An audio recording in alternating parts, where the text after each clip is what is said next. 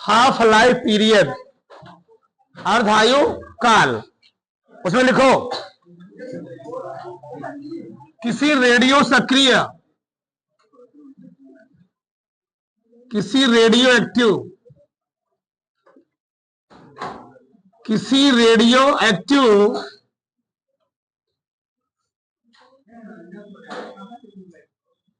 किसी radio active पदार्थ की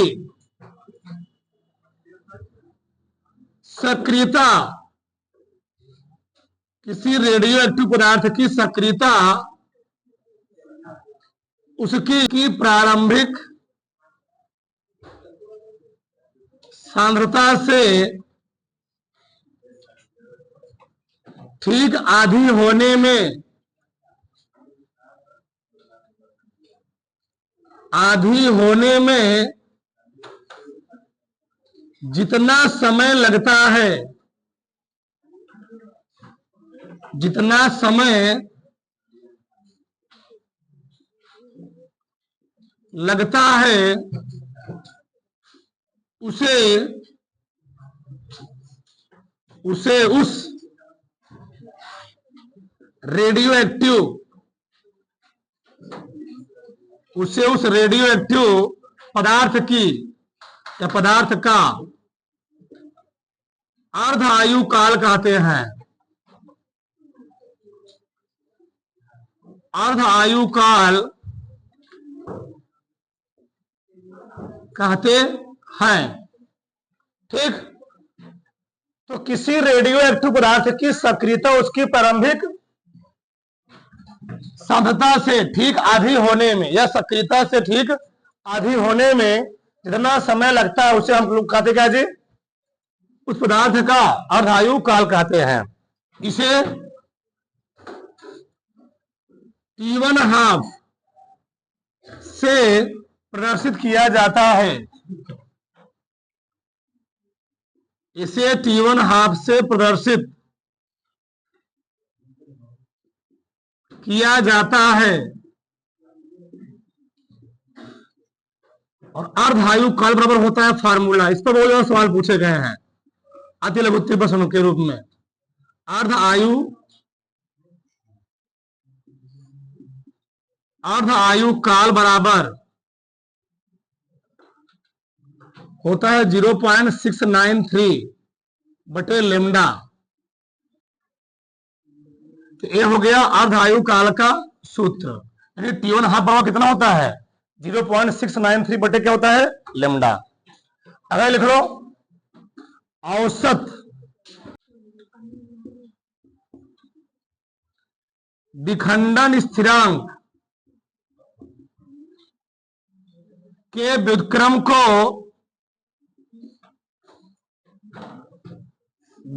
को उस पदार्थ का औसत आयु, एवरेज लाइफ या एवरेज टाइम कोई दिक्कत नहीं, उस पदार्थ का औसत आयु कहते हैं। विखंडन स्थिरांक के व्युत्क्रम को उस पदार्थ का कहते हैं हम लोग जी औसत आयु। यानी औसत आयु बराबर होता है 1 बटे विखंडन स्थिरांक।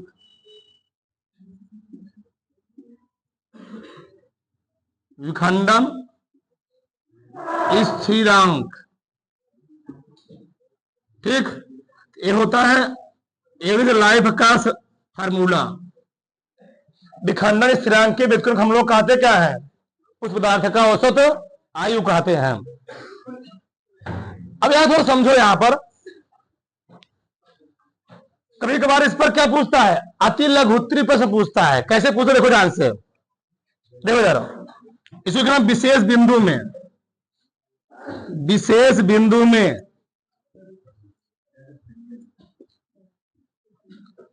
पहला पॉइंट क्या है। अगर हम जानते हैं अगर किसी पदार्थ का विखंडन होता है, और किसी पदार्थ का विखंडन होने का मतलब यह है वह पदार्थ हो रेडियो एक्टिव तत्व।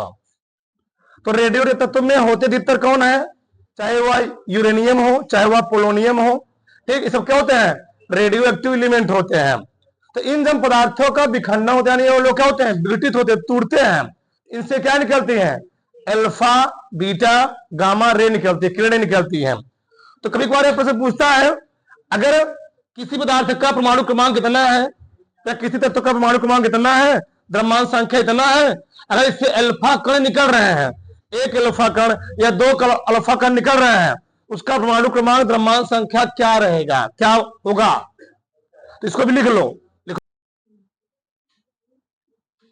एक अल्फा कण के उत्सर्जन से, एक अल्फा कण के उत्सर्जन से परमाणु क्रमांक में 2 की, एक अल्फा कण के उत्सर्जन से परमाणु क्रमांक में 2 की तथा द्रव्यमान संख्या में, द्रव्यमान संख्या में 4 की कमी हो जाती है, कमी हो जाती है, ठीक। तो एक अल्फा कण के उत्सर्जन से परमाणु क्रमांक में 2 की और द्रव्यमान संख्या में 4 क्या होती है? कमी हो जाती है। आगे लिखो, एक बीटा कण के उत्सर्जन से,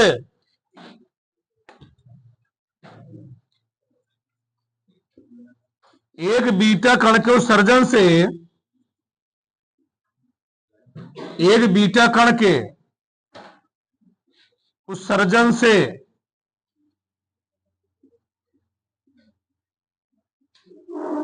परमाणु क्रमांक में, परमाणु क्रमांक में 1 की वृद्धि, 1 की वृद्धि, परंतु द्रव्यमान संख्या, परंतु द्रव्यमान संख्या अपरिवर्तित, अपरिवर्तित रहती है। द्रव्यमान संख्या परिवर्तित रहती है। अगला पॉइंट लिख लो, तीसरा पॉइंट, एक गामा कण के उत्सर्जन से, एक गामा कण के उत्सर्जन से परमाणु क्रमांक, परमाणु क्रमांक तथा द्रव्यमान संख्या में, द्रव्यमान संख्या में एक अल्फा गामा कण के उत्सर्जन से परमाणु क्रमांक तथा द्रव्यमान संख्या अपरिवर्तित रहती है, ऐसे लिखना, द्रव्यमान संख्या अपरिवर्तित, अपरिवर्तित रहती है, ठीक। इसकी, इसका परमाणु क्रमांक कितना है? 92। द्रव्यमान से कितनी है? 36। यहां से अल्फा कण का उत्सर्जन हुआ, क्या हुआ? अल्फा कण का उत्सर्जन हुआ। तो अल्फा कण का उत्सर्जन होगा क्या? इसके परमाणु क्रमांक में 2 की और द्रव्यमान संख्या में 4 की। तो पहले परमाणु क्रमांक कितना था? 92। अब कितना हो जाएगा? मान लो कोई नया एलिमेंट बना, अब हो जाएगा यहाँ पर 90 और यहाँ क्या हो जाएगी? 232 हो जाएगा। ये मैटर होता है। तो 4 की तो हुआ 32, 4 36, ठीक। तो परमाणु क्रमांक में 2 की द्रव्यमान संख्या में 4 की होती है, कमी हो जाती है। ऐसे क्या हो रहा है? गामा कण का फजन हो रहा है, क्या होगा? अपरिवर्तित, जो पहले था वही क्या रहेगा? बाद में, कोई डिफरेंस नहीं होगा। बस ध्यान से पहला प्रश्न है, 1 मिलीग्राम द्रव्यमान क्षति से, 1 मिलीग्राम द्रव्यमान क्षति से कितने जूल ऊर्जा मुक्त होती है? बताओ। एनर्जी निकालने के हम लोग किसका समीकरण लगाएंगे? आइंस्टीन का समीकरण। चलो इधर देखो, आइंस्टीन का समीकरण, बोलो मत, आइंस्टीन का समीकरण बताओ आइंस्टीन के समीकरण ई बराबर क्या होता है, एम सी स्क्वायर डेल एम गुणे सी स्क्वायर। सी है प्रकाश की चाल। बताओ द्रव्यमान क्षति कितना दिया है, डेल एम 1 मिलीग्राम दिया है, 1 मिलीग्राम। पहले मिली किसमें चेंज करो, मिलीग्राम है ना, दैट मिलीग्राम किसमें चेंज, किलोग्राम में, जानते भी होगे, milli centi decigram deca hecto kilogram का जीरो लगेंगे 6 जीरो ना, यानी 1 गुणे 10 घाते -6 क्या देगा, किलोग्राम। इतना जानते होंगे, 1 किलोग्राम में होता है 1 लाख, सही बोल रहा हूं, हाँ 10 लाख मिलीग्राम, तो 1 मिलीग्राम में क्या किलोग्राम, उसी उल्टा हो जाएगा। बताओ सी रो जानते हो, प्रकाश की चाल सी ये फिक्स होता है, प्रकाश की चाल सी बराबर क्या होता है, 3 गुणे 10 घाते 8 मीटर प्रति सेकंड। ऑब्जेक्टिव टाइप सॉइस में बहुत पूछे आते हैं। चलो रख दो। द्रव्यमान क्षति दिया हमको 1 गुणे 10 घाते -6, प्रकाश की चाल दिया है 3 गुणे 10 घाते 8 का होल स्क्वायर। बताओ 1 गुणे 10 घाते -6 गुणे 3 दिया है, 8 दूनी 16। चलो 9 गुणे 16 में 6 हटाओ, 10 घाते -10, 10 हाँ क्या है, जूल ना, ऊर्जा है, जूल आ गया, जूल। सोचो इतना द्रव्यमान क्षति हुई थी, सोचो तो 10 घाते -1 भाग का 10 घाते 6वां भाग, और कितना वजन निकली, 9 गुणे 10 घाते 10 जूल। इतना खतरनाक होता है सब। ठीक, आगे देखो यही क्रिया कहां हो रही है, मान लो ये हाइड्रोजन परमाणु होता है, हीलियम परमाणु होता है, ये सब कहां हो रहा है, सूर्य में हो रहा है। आगे देखो इधर, हीलियम नाभिक के द्रव्यमान क्षति कितना दिया है, हीलियम की दिखा दे कैसे हो, हीलियम दिखाते हो 2He4। बताओ द्रव्यमान क्षति कितना दिया इसका, मास डिफेक्ट द्रव्यमान क्षति डेल एम कितना दिया, डेल एम 0.0303 AMU। बताओ हमको जाना कहां तक है, प्रति न्यूक्लियर बंधन ऊर्जा तक। प्रति न्यूक्लियर बंधन ऊर्जा क्या होती है, बंधन ऊर्जा बटे द्रव्यमान संख्या ना। बताओ बंधन ऊर्जा निकले करते क्या हो तुम लोग, जो द्रव्यमान क्षति होता है 921 का करते हो, गुणा करते हो, वो किसमें आता है, मेगा इलेक्ट्रॉन वोल्ट में, पर वही निकाल लो। चलो 2 चीज सीख जाओगे इसमें तुम, पहले निकालो बंधन ऊर्जा, मैं उसे पूछे बंधन ऊर्जा कितनी होगी, बंधन ऊर्जा बाइंडिंग एनर्जी जो उसको बांध रखता है, तो क्या होता है, फार्मूला क्या होता है इसका, द्रव्यमान क्षति गुणे 931 क्या, मेगा इलेक्ट्रॉन वोल्ट। तो 0.0303 गुणा करो पराग से, कितना रहा चेक करो, गुणा करो पराग से, 0.0303 में 931 का गुणा करना है, मल्टीप्लाई, कितना आया, उससे कोई दिक्कत नहीं है। चलो हमको निकालना है प्रति न्यूक्लियर बंधन ऊर्जा, प्रति कितना है डी, प्रति न्यूक्लियर बंधन ऊर्जा। बताओ क्या होता है, बंधन ऊर्जा बटे द्रव्यमान संख्या, कितना है गुणा करने पड़े,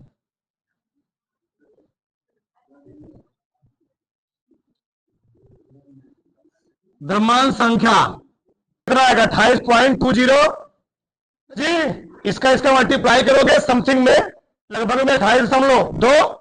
बताओ हीलियम का द्रव्यमान से कितना होता है, 4 होता है, बटे 4 कर दिया, तो आ गया प्रति न्यूक्लियर बंधन ऊर्जा, मतलब उसके एक एटम को तोड़ने के लिए कितना चाहिए एनर्जी। अगला प्रश्न क्या है, देखो ना, नाभिकीय संलयन में 1 ग्राम हाइड्रोजन से 0.993 ग्राम हीलियम प्राप्त होती है। बताओ हाइड्रोजन का भार कितना दिया है, 1 ग्राम। नाभिकीय संलयन में 1 ग्राम हाइड्रोजन से कितना हीलियम मिल रहा है, हीलियम कितना हीलियम मिल रहा है इससे, उसका मात्रा था 1 ग्राम और कितना मिला हमको 0.993 ग्राम। बताओ तो बीच का जो अंतर होगा क्या होगा जी, वह तो द्रव्यमान क्षति होगा। बताओ द्रव्यमान क्षति तो मैंने गिनेगी ब्रो, मैंने द्रव्यमान क्षति निकालो, हीलियम की द्रव्यमान क्षति,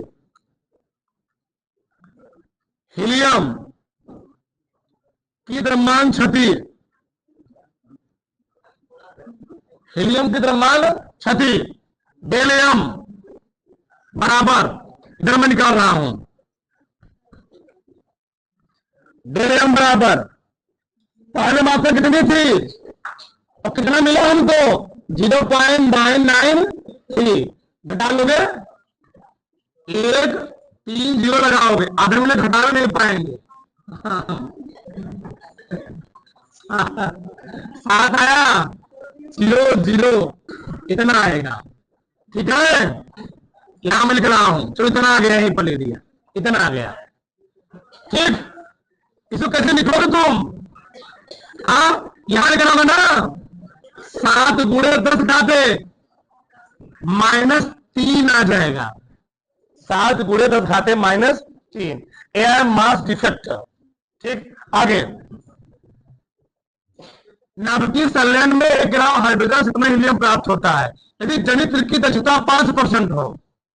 जो जनित्र है जिससे हम प्राप्त करें एनर्जी, उसकी दक्षता कितनी, एफिशिएंसी, उसकी एफिशिएंसी 5% है, तो उस पर ऊर्जा गणना कीजिए। पहले ऊर्जा निकालो, ऊर्जा किससे निकालते हो, आइंस्टीन के समीकरण से, आइंस्टीन का समीकरण, आइंस्टीन का समीकरण।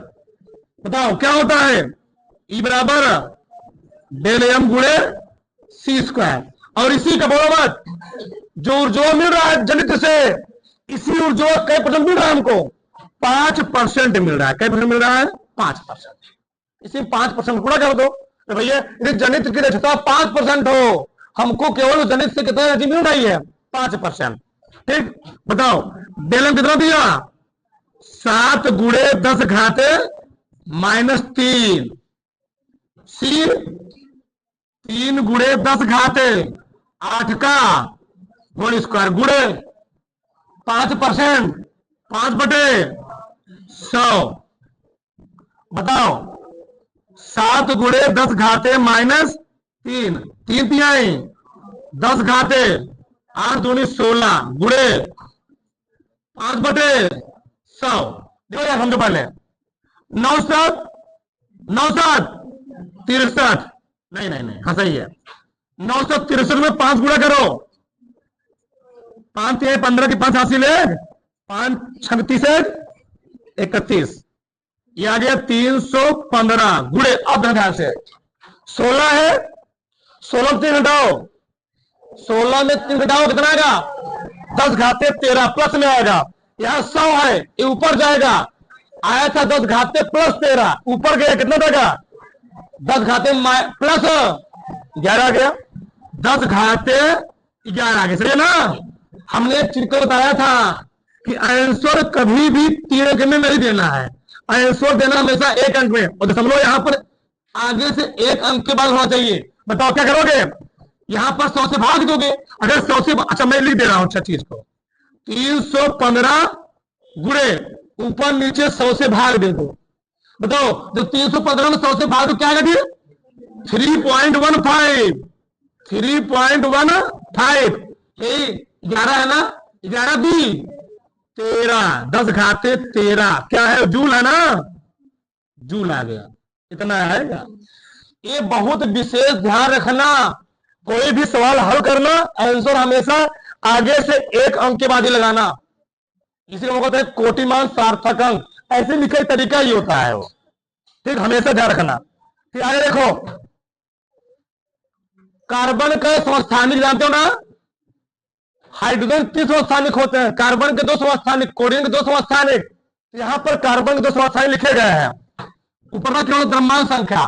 पहले वाले कार्बन जी बताओ, पहले वाले कार्बन के लिए, पहले वाले कार्बन के लिए परमाणु मैं पूरा लिख रहा हूं। परमाणु क्रमांक कितना है? परमाणु क्रमांक यानी जेड, दिखाते कैसे जेड से, कितना है? 6। द्रव्यमान संख्या कितनी है? द्रव्यमान संख्या सब आती है, उत्तरी प्रश्न है। कितना है जी? 12। तो न्यूट्रॉन नहीं निकाल लोगे? न्यूट्रॉनों की संख्या, न्यूट्रॉनों की संख्या, एन का मान क्या होता है? ए माइनस जेड। ए माइनस जेड क्या हो गया? 12 माइनस 6, क्या गया? 6। पहले के लिए। दूसरे कार्बन के लिए, दूसरे वाले, दूसरे वाले कार्बन के लिए, दूसरे वाले कार्बन के लिए आज हमें लिख रहा है। गजब हो तुम लोग। परमाणु क्रमांक, परमाणु क्रमांक बताओ कितना होगा? जेड क्रमांक 6 होगा, दिया ही है। द्रव्यमान संख्या कितनी होगी? द्रव्यमान संख्या, मास नंबर 14 दिया ना। चलो, न्यूट्रॉनों की संख्या,